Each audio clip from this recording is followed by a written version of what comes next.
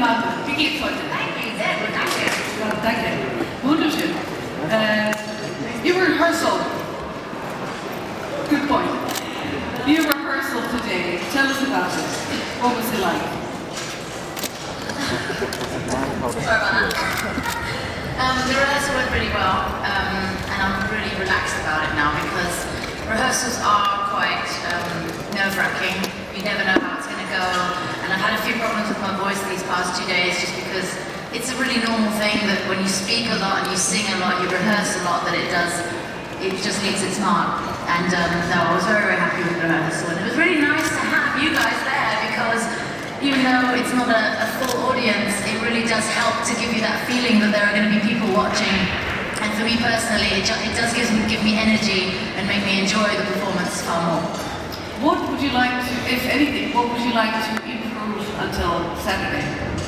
Oh, well, I think all singers are very critical of themselves, and there's always little things like, oh, I've got to make sure I get that note properly, or I don't know, make sure you've got a nice, keeping your body straight up and that sort of thing. But to be honest, I was fairly happy today, so it was a big difference from the first rehearsal. Thank you. Thank you. Looking back at your career, your father is a professional musician in Cologne. That's right. How has that affected your choice, your path in life? Well, I definitely got his passion for music, I think, from him, if not in my genes anyway. I grew up with jazz at home. He was always practicing his trombone. And even today, even though he's retired now, he's working more than ever because he's going freelance now and lots of bands ask him to work. And it's really nice. We speak about music a lot because he's always telling me what gigs he has to do. He's actually got a gig on the 18th.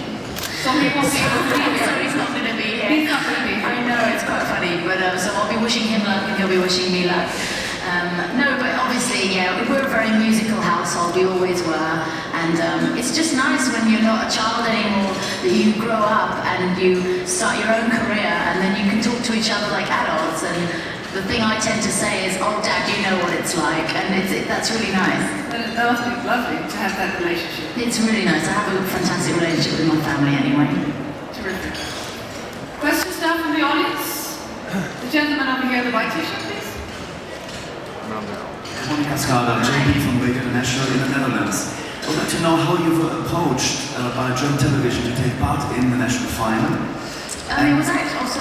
And the second part is you are a huge artist already, so what is your expectation to take part in the Eurovision Song Contest? To be honest, it was our label, Universal, that actually approached us and asked us, you know, the Eurovision's coming up, would you be interested in participating? And this was not going to be like an easy thing. We had to do the national final just like everyone else. And I was really interested in doing it because I think Eurovision is just an amazing, one-of-a-kind event. It just is. And just being here these past few days, it feels like it's its own little Eurovision world. And it's really nice to be a citizen of that this week. And yeah, I mean, for me, it really personally doesn't matter what success we've had in the past. It is a milestone for me in our career to do Eurovision. Like, I've said this to certain people already. One day when I look back, and maybe for my children, grandchildren, I'll say, Mum did Eurovision. And I really like that thought.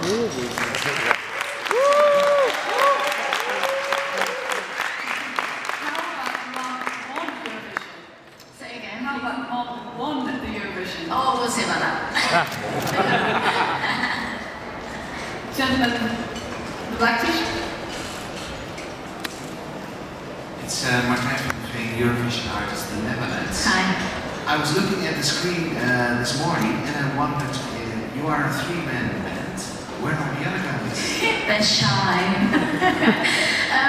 Janu and Manian are actually not really stage people. Jan used to play in a band when he was younger, but they are producers, and Manian's a DJ, but they're not really part of our live show. And I think they really, really like me being sort of the face of our band, and they feel very, very happy being not in front of the camera, but behind it.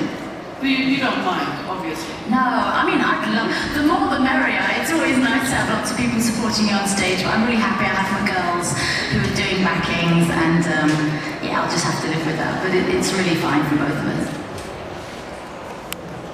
Gentleman over there, thank you. Hi, I'm Dermot Manning from LMFM Radio in Ireland. Nice to meet you. Nice to meet you too. Obviously listening to you, you're clearly of British background, I can hear it in your accent. Yeah. And your music has always been very, very popular on our radio station over the years. My question is, now that you're doing Eurovision, getting all this publicity, will we be seeing you touring maybe in Ireland, in the UK in the future? It would be fabulous. It's obviously, as I think most of us know, it's not down to us deciding to tour there. You need to have people calling up and wanting you there. So obviously, we'd love to tour Ireland and UK again, and hopefully that will happen in the near future. Best luck on Saturday. Congratulations. Thank you. All the way in the back, gentleman with the glasses with the beard. Hello, Hi. I'm Latif Can from OGAE Turkey. So I know you from many years before, for 7 years. Wow, 7. Miracle, Bad Boy, Reason. Those times I love you so much.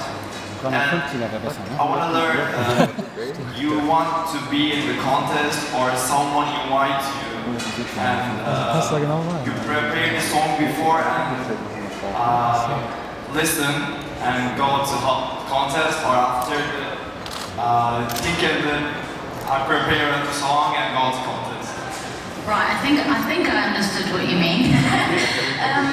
We actually were approached by our label to enter, and as I explained to the gentleman before, we knew we had to do the national final and go through the motions, and we were really, really lucky to win. The way it happened with the song was that Yanu and his songwriting friends who they wrote the song with, Glorious, they actually did that with the song contest in mind, so the song wasn't around before. And obviously I'm not the songwriter, so it's difficult for me to explain. I'd have to get Yanu up here for a change. But I think they tried to make it for a broader audience, make the song accessible to all ages and all types of people if possible. You never know if it's going to work, but up to now we've had really great feedback from lots of different types of people, and obviously we're really happy about that. I hope you win.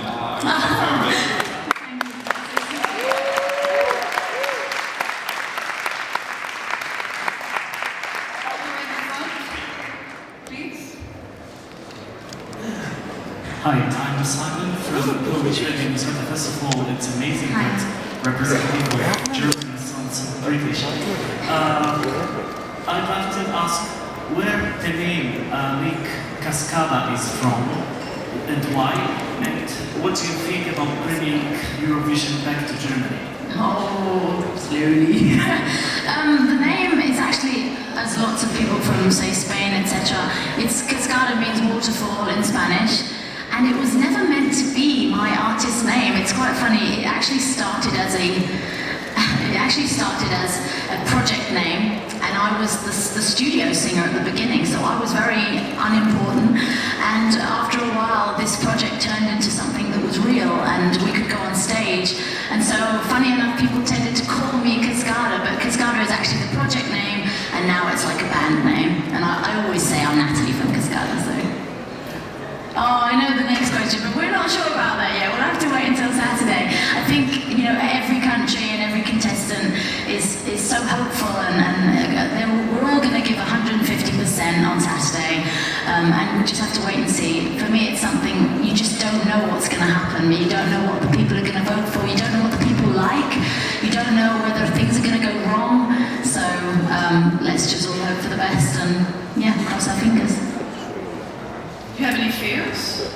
I have thousands of fears. I'm personally just someone that does get very nervous. I have a lot of respect, and a lot of people say, oh, you've been on stage 1,000 times, and I say, yeah, and I'm scared every time, because this is the biggest thing I've ever done in my career, so I have a lot of respect for this, and every time I stand on that stage, I am nervous, and I'm always glad when we can do more than one rehearsal, because then I stop shaking a little bit. So I'm really looking forward to it as well, but there's a lot of apprehension. A lot of jitters. Yes. Any special routines before you enter the stage? Etc. Not really. My big problem is that I talk too much, and it's not great for your voice. I'll have to learn to shut up a bit. But otherwise, just, I don't know, try and do the good things. Drink tea, don't speak. your little, I have a little voice spray, that sort of thing, like that's the only thing really. But you can't do anything about nerves. You can do breathing exercises, do yoga, it does not help. You still stay nervous. Well, adrenaline is good, isn't it? Yes, I agree, yes. More questions? Let me tell you, dear media colleagues, please feel free to ask your questions right now here, because due to our tight schedule, we don't have time for one-on-one interviews this afternoon. But you're very welcome to our Big Five performance tonight at the Euro Village. We perform there around 7:30 to 8:30. All the Big Five countries. Oh, it'll be a voice exercise again. Yes, I'm really looking forward to it, but yeah, it's singing again. There is a lot of tea, but a lot of ginger in the green rooms. I heard, yes. We have people getting that for us. One more question? There you go. I just want to pick up, I may start my planning again, what that gentleman from Poland said. Your accent, it is very British. Can you tell us a bit about your background? You're not from there, I think you were raised in Germany, is that correct? Yes, that's right. I was born and raised in Germany, but my parents are actually, my mum's from Essex and my dad's from Southampton. And so that's why I did have a very English upbringing, but it was great because I was brought up completely bilingual. My parents don't speak fantastic German, but I was put into German kindergarten, German schools, and that was the best that ever happened to me because it means I do speak pretty much perfect German as well as perfect English. So, you know, if this all goes to hell, I can work in a hotel.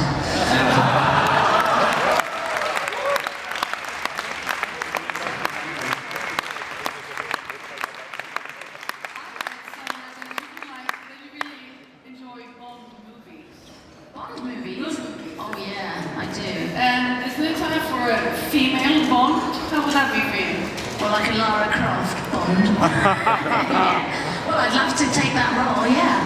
I think I'm not a good Bond girl, but I think I'd be a good Bond girl Bond.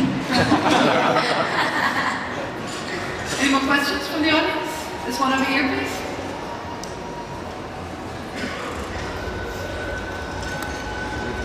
Hi, I'm Klaus from Bavarian Radio in Munich. When you compare the version of Glorious on the official Eurovision CD with the one that we just heard in the rehearsal, there is a little bit in the beginning missing, the second verse before it goes into the first chorus.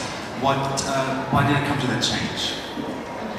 This is something I would ask you to discuss with the producer, Jan, who is also here. We were just working on the track till the end.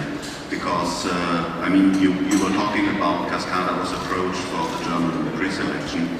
That's true, but in the end the song was too long, and the question was, do we get a 3-minute version for the pre-selection? No, because if we would have insisted on a 3-minute version, it wouldn't have been ready in time for the German pre-selection. So, therefore, there were the changes. But Jan can tell you, it's not to me, but I recommend to talk to Jan, who's also here, and he can answer it in detail. Leslie, you had a throat operation. I did. How did that affect your career? Not terribly, thank goodness. I did have to take a break. I took a break of about 3 months.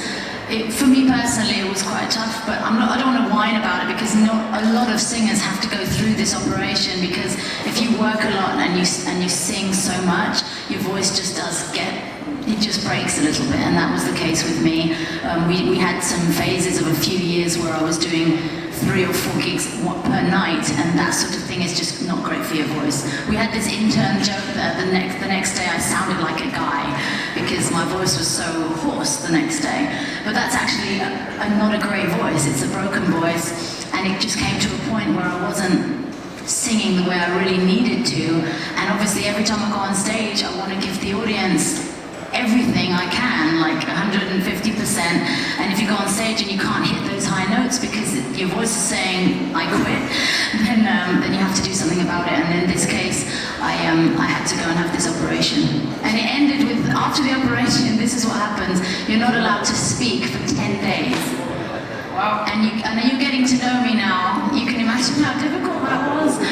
And I had this little notepad and I had to just write everything down, and it's scary as well because you think the first time you speak after 10 days I sound like Natalie? Will it be me? Then you start to sing, and it went really, really well. So I'm really grateful. What a relief.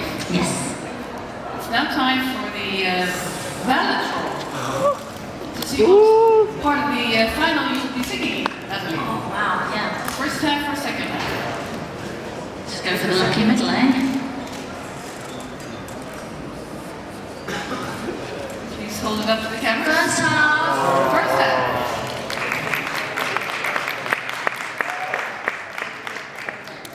All right. Thank you, all three of you. And the best of luck on Saturday. And now over to the photo ball. Could you hold it up